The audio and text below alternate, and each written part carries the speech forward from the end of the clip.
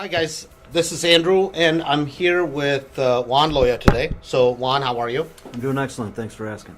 Good. So Juan, today I want to kind of talk about residential loans specifically because Juan Loya happens to be with HomeBridge Financial Services, Correct. right?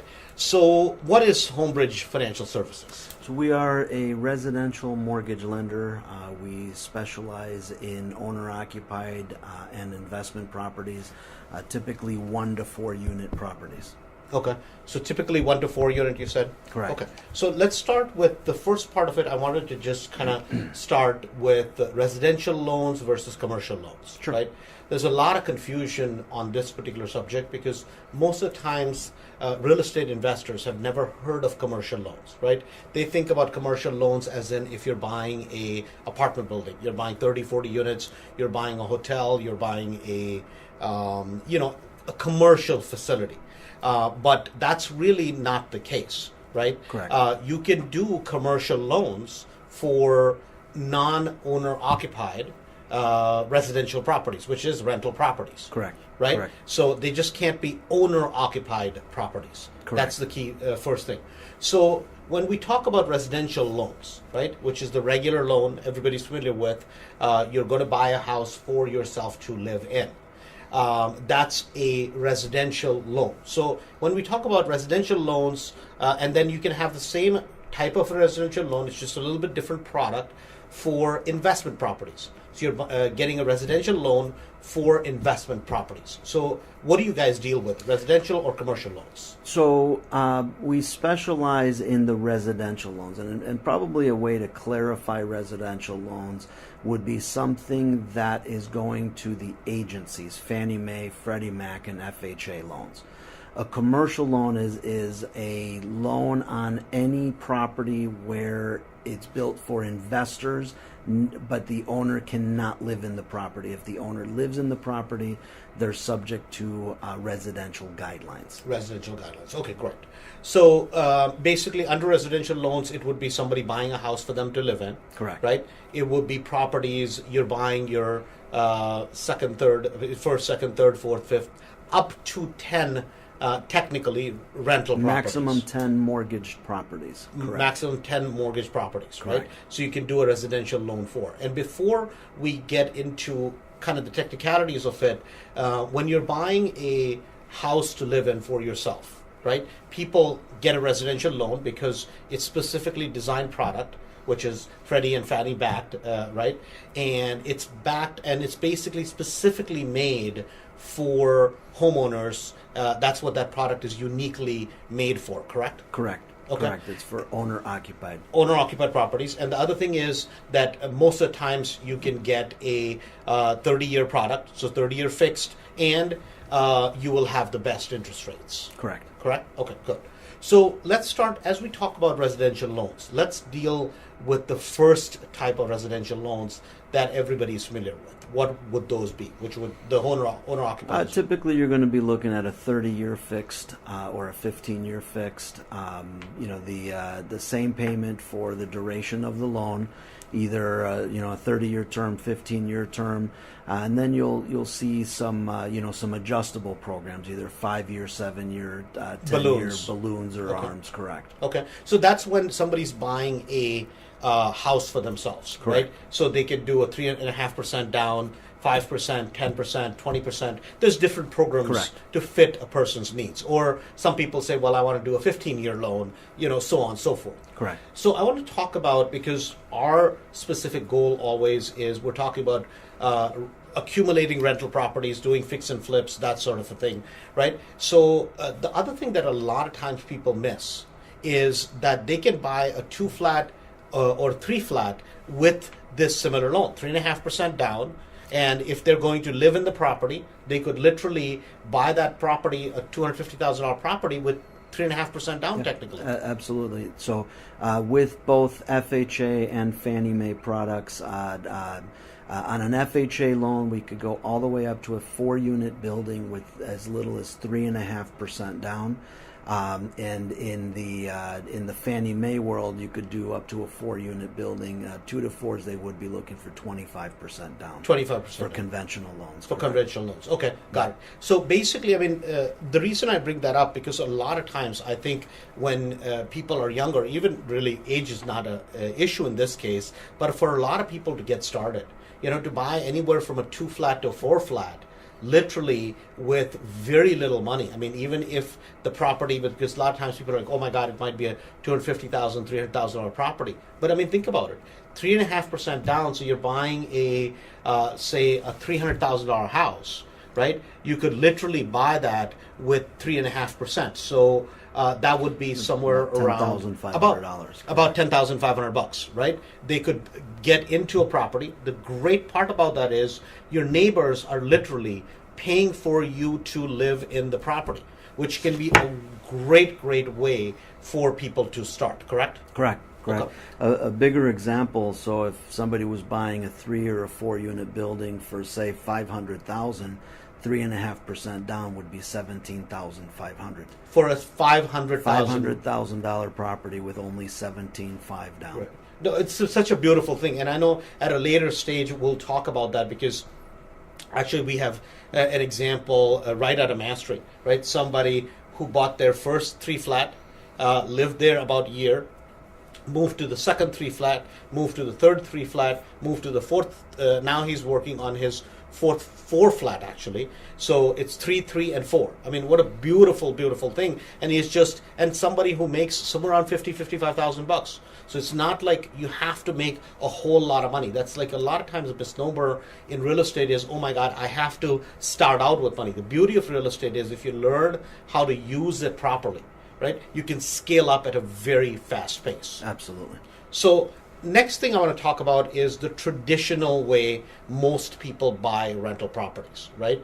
What do you see that traditionally? How do people buy properties? Most investors starting out are going to be putting 20-25% down. We've got some investors who want to buy properties cash, which makes absolutely no sense. And then, they graduate to the point that they could put 20 to 25% down. And with that same, if somebody had $100,000, now they're able to purchase, say, 3 properties, 4 properties with that same 100 and get some leverage. Okay. So I want to kind of put this in terms. I don't want to use just 100,000 figures just to keep things very simple. Right? I mean, suppose somebody starting out with $100,000, right? They're of the old school of thought, which is like, well, I want to save up money. I want to buy property for cash. I want no debt. And nothing wrong with that, right? Nothing wrong with that at all. But here's the way of thinking about it. Think about it. You had $100,000. Let's say you bought one rental property, right? You get, say, $1,300, $1,350, $1,400 in rent. You pay your taxes, insurance, all that kind of stuff. You're left with $900, right?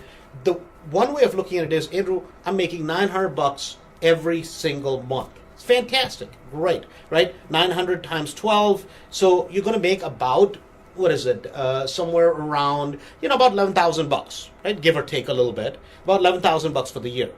Now, my question to you is this. If you're happy with that return, fantastic, keep it.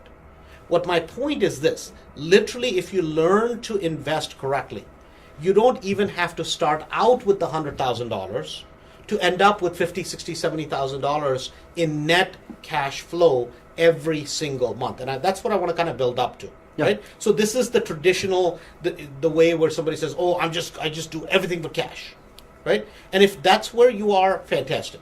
But my challenge to you is there is another way, and there's another way which is very, very, very safe. Because just to kind of put this in thought, and we'll build up to this, is how about if you bought a property with $100,000, not your money, but somebody else's money. Even if you have the $100,000 in the bank, why not just keep it aside? What is the point of investing? The point of investing is to build a large portfolio, to get as much cash flow coming in as possible, and to do it safely. Right? Absolutely. Right? Absolutely. If that's the goal, that's a great formula. Right? If that's the goal, then why not learn how to build a portfolio and then pay it off in the next 7-8 years and be done with it? Yeah, right? absolutely. I think that's fantastic. An accelerated way of doing it. And rather than, my belief has always been is this. If you have capital, use capital temporarily to buy the property. But your cash should always go back to your bank. where you can look at it, do whatever you want with it. And if the borrowed money today is so cheap, right, why not borrow the funds? Right. And have your cash back in your pocket. So I want to kind of build to that. So typically what people do most of the times, they think, well, I want to buy a rental property, right? Either they'll go that $100,000 route and say, well, I'm just going to buy one. Now, most people don't do that nowadays, right? Most Correct. people are going to say, okay, I'm going to buy a rental property. They come to you, they say, okay, I'm going to put 20% down, 25% down, depending on the property, right? And then they're going to put 20%, 20%, 20%, try to buy 3 or 4 rental properties to accumulate more cash flow, Correct. right? So that's one way of doing it. So let's just keep it very simplistic. Let's just say somebody had $100,000, right? And they decided to buy 4 rental properties. Correct. And on each rental property, they put $20,000 down approximately to buy 4 of them. Now, the result is that if you're buying, say, 4 of them, if the property is completely paid off, your cash flow is going to be about $900 to $1,000. In this case, if you follow our formulas, it's going to be about $450 net cash flow per property. Per property, right? correct. So $450, and if let's just say with $100,000 you bought only 4, not 5 properties, you only bought 4 properties. So that pretty much puts you at somewhere around $1,800 a month. About somewhere around about $1,800 or so every single month, right? So already you're ahead, because for 12, if you're making $1,800 a month times 12 is what, about $20,000, about $22,000 for the entire year. So now some people might say, well, but I have some risk, right? 21.6 for the year. So some people might say, well, Andrew, but I have 4 loans and I have some risk. Now, guys, listen, if you're one of those people who wants to basically live in this world and have no risk, get in a casket and wait. And now I'm being serious, because there's a risk. You just drove down to our office. There's a risk. The building might cave in. There's a risk. We might not make it home. There's a risk, right? These are just risks that we live with, but to operate in today's society, these are acceptable risks that we decide to take on, right? What we're always saying is this, that minimize the risks, not that you want to take big risks. But guys, what is the risk? You have 20% down, you have good equity in the property when you're buying it, right? And you have phenomenal cash flow. I mean, $21,000, you're making it's like a 21.6. So it's an over 21% return. Correct. And now you have 4 properties. And if you're buying with our numbers, every property has about 25% or so of equity in it. And then on top of that, you have cash flow. But interestingly enough, if you invested it all cash, you're making about a 10% return on investment. Just by buying 4, you doubled your thing. And here's the thing. Here's the funny part. I'm glad you brought that up. That not only did you double your cash flow, right? But in a matter of a few years down the road, you 4x'd your net worth. Absolutely. Right? Yep. Because whatever that $100,000 property is worth, let's say it becomes worth $150,000. Guys, if you have 4 properties and you use just a simple formula, which is you use the excess cash flow, the $21,000 that comes in every single month, and guess what? You attack mortgage number 1. Guess what happens? See, the goal with real estate should be is take the first 5 years. If you take care of real estate for the first 5 years, it will take care of you for the rest of your life, right? And a lot of times people don't understand that. Yeah. It's a very simple concept. It's compound interest, right? It's leverage and compound interest, absolutely, right? Absolutely. So now I want to go to kind of the next stage of this, right? Which is really where our juices get flowing, correct? Right? And you're helping a ton of people do that, which is called the 100% money recycle formula, right? So before I get into that, because it's a little bit advanced concept. Right? So before I get into that, I want to kind of give a background of where this originates from, right? Sure. See, for most people, and I think most of our listeners, as they listen to this, they can probably relate, that as most of us start, right? Or for most people, even when they're in their 30s, 40s, 50s, you would love to have tons of cash flow, $10,000, $15,000 monthly cash flow. The problem always becomes is, where do I get the money to buy these properties? right? This is the Right. biggest Yeah, thing absolutely. we always hear is, Andrew, where do I find the money? I don't have the 100,000 to begin with. I don't have the 200,000 to begin with to put the 20%, 25% down, right? There's another formula that exists out there where you can even borrow the money to buy the property on the front end, right? Right. And then you rehab the property with borrowed money. Then they come to you for step 2, which is refinance the property, pay the initial loans back, Correct. and have a nice long-term 30-year mortgage. And now you attack, which is you start paying off the properties Correct. as quickly as possible. So that's kind of what I want to get into. Sure. But before I get into that, because somebody might say, 21,000, man, is great, is a lot of cash flow. But I really need 50, 60,000, 70,000 to live on. How do you really get there? How do you in reality get there is what I want to talk about. So before we get into that, I want to talk about another concept, which is rate and term refinance Yes. versus cash out refi, Correct. right? And this is where people get really, really confused. Correct. Which is, and this is where the massive confusion starts. So if you're listening to this, please, at this point, listen to it all the way. Go back and re-listen to it all the way from the very beginning, because what will happen is, as you listen to it over and over and over, guys, the general concepts, buy real estate at a low price, sell it at a high price, make a good profit, everybody understands, right? The devil is always in the details, and the details is what you have to understand, and that's what we're going to kind of cover. Sure. So let's just say I bought a property with $100,000 today. Correct. Right? So assuming today is January 1st, I bought a property January 1st. I got my little paint job done. The property is looking mint. I've changed some floors. I made it nice and good, right? I put about 10 or 15,000, let's say, into it. And so I got 100,000 purchase, 15,000 for rehab, 5,000 other costs. Correct. So in our world, our all-in cost, purchase, rehab plus carrying costs, is $120,000, Yes. right? The property in ideal scenario, right, is worth $150,000, $160,000, right? Correct. And then I come to you and say, man, I'm so proud, I saved up $100,000. And, I came to you January 31st. I already got my rehab done. I heard you guys talk on the audio, on the MP3, of this whole concept of 100% refi, right? Where I want to get all my money out and I want to do another property. Sounds like a very novel idea. Yep. Right? Sounds like a great Logically, right? Sounds like it, right? And logically, it should work. In reality, the reality is a little bit different. Correct. Which is, I put 100,000 to purchase, I put 15,000 into rehab, 5,000 to carrying costs, so 120,000, and I want to get all that money out. I want to do another one.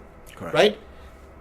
That's where these two terms come in, which is rate and term refi and cash out refi. Correct. In that particular instance, what would that refinance be called and why?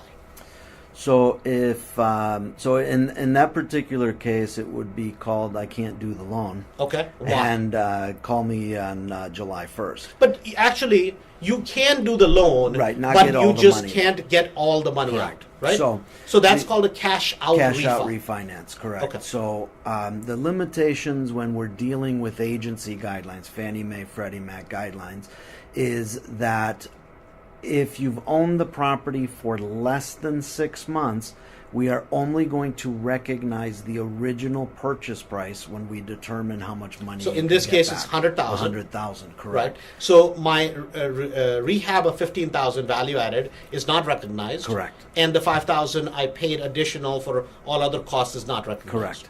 Got it. So in that particular case, if I came to you and I said, Juan, man, can I get my money out? You're going to say, well, not really. Either you wait 6 months, Correct. or I'll give you 70% of what you paid for what it you paid for originally. it originally. So in Correct. this case, it would be 70,000. 70,000. So I paid 100,000. You could give me 70,000. Correct. Right. And somebody listening to it say, "Well, not bad, man. I just bought the property. Right. I got some of my money out. I can buy a second property." Yes, true, 100% true. But what our goal with this is the efficiency of use of money. This is what we're talking Correct. about for this recording specifically. There's nothing wrong with that. I mean, think about it. You buy a property to do a flip. You buy it for $100,000.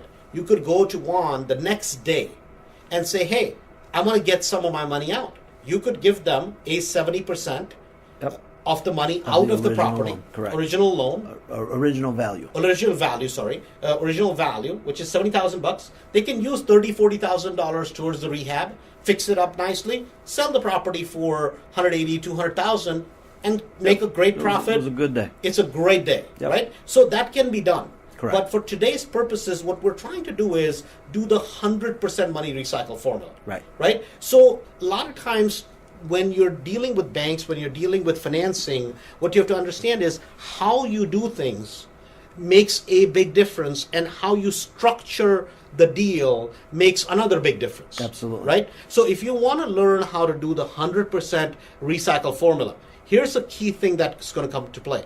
That if you use your own savings, the $100,000, to pay for the property, guess what's going to happen? You can only get 70% in the first 6 months. Correct. That's important to understand. Now, if it's 6 months and 1 day, guess what? Then you can get the appraised value Correct. of the property. So let me kind of break that down. Say January 1st, you bought the property. In 30 days, you go to Juan and say, okay, can I get it refinanced? He can give you a refinance, but it's going to be only 70% of acquisition price, which is $70,000, because acquisition price was $100,000, right? Now, if you say, well, I got stuck, I was traveling, and then the rehab took a long time, and it's 6.5 months down the road. 6.5 months down the road, it's beyond that point. Now, he can, let's say the property appraises, I'm just going to use the number, $160,000. Right? If the property appraises for $160,000, then you can give them 75% of $160,000. Right? Yes. So that's going to be about $120,000 refinanced out, but they had to wait 6 months. 6 months, correct. So there's two things. It's called a rate and term refinance versus a cash out refinance. Right? Correct. So if you try to do a cash out, you're limited within the first 6 months with residential loans. Correct. Correct? Correct. So now let's go to rate and term refinance, Yes. right? Which is the second and more advanced step. So if you want to buy the same house, how about if you went to a private investor and borrowed the $100,000 to buy the property? Or can they do that with a hard money lender? Sure. Absolutely. Sure, absolutely. Right? Absolutely. Doesn't matter where the source of funds comes from, right? As long as it's from a arm's length transaction. What that means is it can't be your wife giving you the money. Correct. Right? It has to be arm's length. Now, can it be your third cousin? Sure. But you have to legitimately borrow the money at the closing. You can't just wink, wink, nod, nod. Doesn't work. Right? These are federal guidelines that you have to follow, and wink, wink, nod, nod does not work when you do these. So you honestly borrowed the money. Let's say you're buying the property for $100,000. Correct. Then you're doing $15,000 in rehab. You have $5,000 of the costs. So let's say you just borrowed the entire amount. Yes. Right? You borrowed $120,000. Now I bought it on January 1st. I come to you January 31st, and I say the same thing a little differently. I say, hey, Juan, here's all my loan paperwork. Here's the loan that I borrowed when I bought the property. It Correct. shows on my HUD, which is the closing statement, right? Yes. You're going to ask me, how much is the loan? I say $120,000. The property is appraising at $160,000. What can you do now? We can refinance the entire 120, and we're talking 30 days after you bought it. 30 days after you bought it, you can refinance the entire 120. Now, guys, if you're like me and if you're sitting home and scratching your head, you're smart. If you didn't get this entire conversation, finish the whole audio, go back and listen to it over again. Here's why you should be scratching your head. I mean, think about the logic behind this. You save your hard-earned dollars and you buy a property. And there's no program to really refinance you out right away within the 6-month period. Right away, you can't get your money back. But if you borrowed the entire amount, then you can get it refinanced out. Correct. Right? It logically, to me, I had the hardest time initially when I started trying to figure this out, make any sense of it. Because I thought the old school way of, man, I'm being good by saving money and then basically getting all my money out. But just the loan programs aren't designed that way. They're not right? designed that way. They're Absolutely. designed in a simple way. It's called rate and term refinance versus cash out refinance. So if you already owe the money, we're happy to refinance. I'd be happy either way. Right. But if you already owe the money, we're able to refinance that without limitation.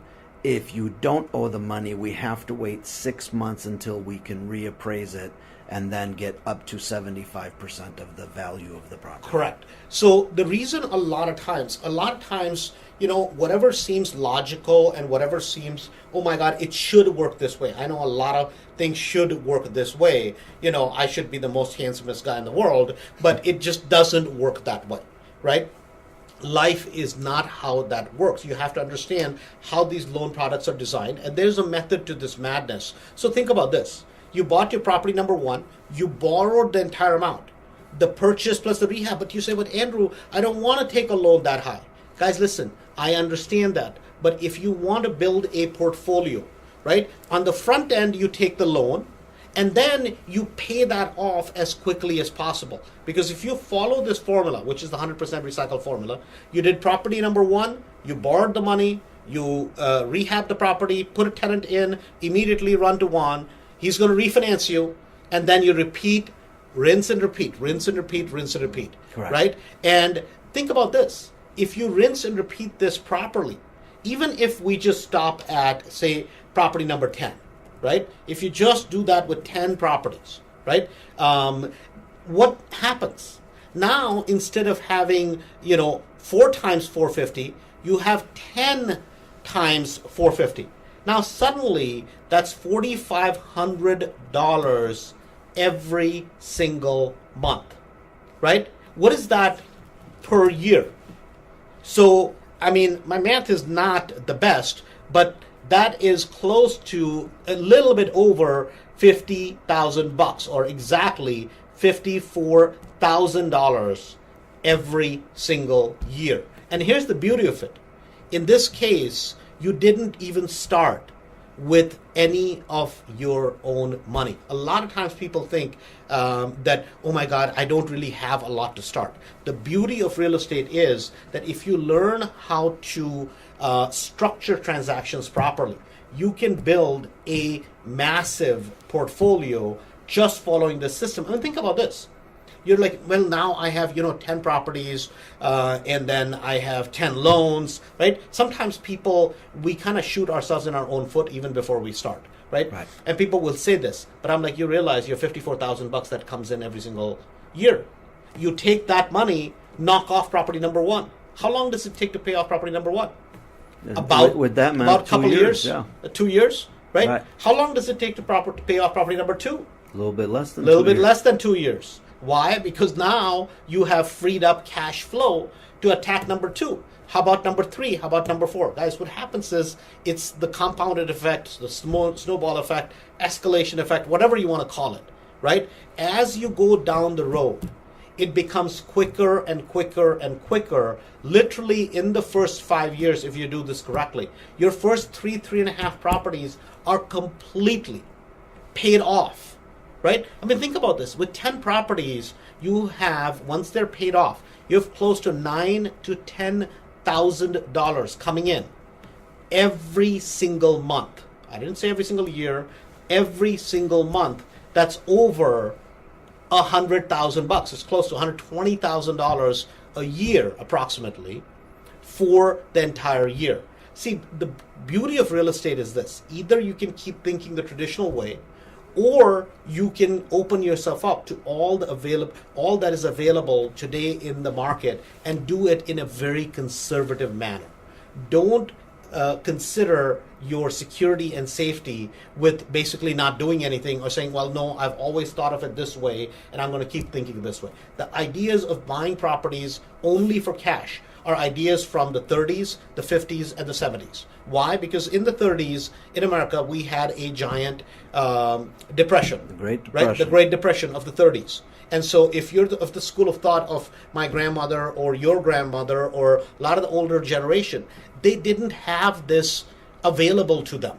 They didn't have any of these tools even in the 50s or the 70s. See, today you can have your cake and eat it too. Right. Now, here's the thing that is cautious, right? Because people will say, well, I know somebody that lost everything, right? Why? Think about this. Why did they lose everything?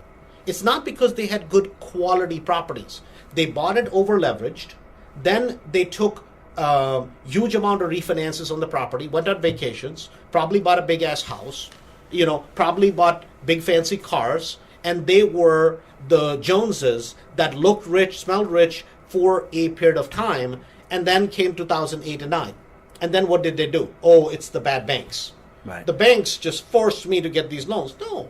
Now, not that there's not a responsibility from the standpoint of the legislators, the banks, to make these loans freely available. But as individuals, it's our choice to take these loans.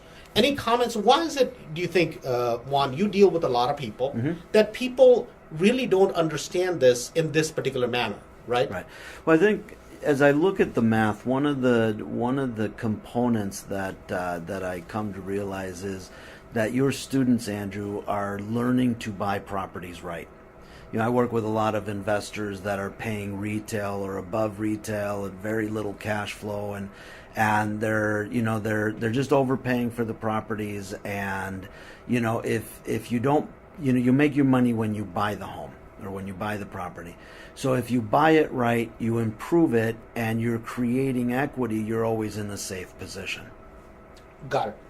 And a lot of times, this was kind of a process. I'd like to say I was such a genius to come up with this. I wasn't. It was, sometimes necessity is kind of your best teacher, right? And this was pure necessity, because I was in real estate, selling a lot of houses, and I wanted to invest. So I started flipping. Then I was like, oh my God, flipping is another job, right? And I'm like, I want to do rentals. And how do I build a massive portfolio?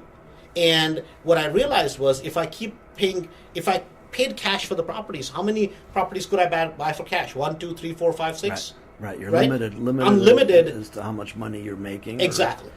As to how much money you can set aside and buy properties. Even with 20% down, if you want to have 20, 30, 40 properties, it starts becoming incredibly tough. Right. And the way this whole 100% recycle formula came out was from the commercial world. Right. When people buy bigger buildings, when they buy hotels, when they buy other businesses, this whole concept came from there. And then the piece that I added to it was the back end piece, which is that my belief is this, that everybody in America should have, in 2 years, 5 houses and get them paid off in 7. Because I do still have that, people who went through the Great Depression, they always refer to that as their benchmark, right? For me, it was 2008, 2009. I never bought any properties that I ever lost because I thought the prices were too high, right? And so I was very conservative. And because I come from the school of, the very conservative thought process, my goal has always been is, if you're going to own 10, 15, 20 properties, whatever your LPN is, which is your lifestyle property number. So let's say it's going to take you $10,000 to live on. Then your lifestyle property number at about $900 to $1,000 per property. Net cash flow, your number should be about 12 properties, right? Give or take, just with a margin of error. And you should have about 10 to 12 properties completely paid off. Correct. After that, what you do is your business, right? You want to have 30, 40, 50 properties and have fun with all the cash flow, fantastic. But whatever you need to secure your and your family's future should be set aside, right? Any thoughts, or how do people contact you? We're going to post the info when we put up the audio recording. But how do they get in touch with you, and what is the first step to start? Sure. I think the first step with any investor is to set up an appointment to sit with us so that we can really sit down, understand your long-term strategy, how quickly you're looking to build your portfolio, if you're looking to do it at a moderate pace, or whether you're looking to build up, 10 properties in 2 years or 20 properties in 2 years. So the first thing would be a one-on-one consultation. There's absolutely no cost, no obligation. It's really to get to understand your situation. The best way to get a hold of me is my cell phone. I can give my cell phone number out. It's 708 708-945-6424. Again, Repeat that again. 708-945-6424. And I would even suggest shoot me a quick text and just let me know that you're one of Andrew's clients or mastery members. We make sure to treat you guys the best we can, and we get pretty busy, but if you just let me know you're a mastery member, we will make sure to give you a call back just as soon as possible. Yeah, or even if you're just somebody that heard this recording, right?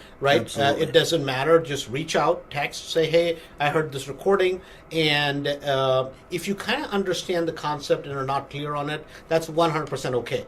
Mind you, this is, especially the 100% recycle formula, this is a PhD in real estate, guys. Right. This is not your everyday, your average person doesn't understand it. And if the average person understood it, guess what? They would have 5, 10, 15, 20 properties. Right. And that's just not your average. Juan, anything else you want to add as we wrap up?